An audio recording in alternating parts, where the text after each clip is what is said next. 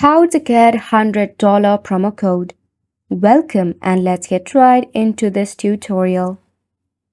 In order to use your $100 promo code, it is pretty simple. Tap open a browser that you prefer in your device.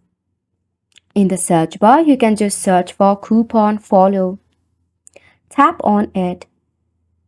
This is a website where you'll find exclusive discount promo code coupons for various of brands. To search for a particular brand, you can even tap on the search bar and just type in the name of the brand of which you want to see the promo code. For an example, I'll be searching for Shein. In here, you will find all of the active code regarding the brand. For an example, here are some of the active coupon codes for Shein.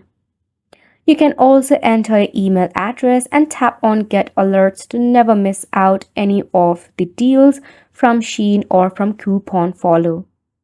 Now to check out any of these coupons, just tap on See Details. You can directly redeem at Shein or just tap on Copy to copy the code. For direct redemption, tap on Redeem at Shein. After which you'll be redirected to your Shein.com. To use the promo code, all you have to do is simply purchase an item off your Shein website.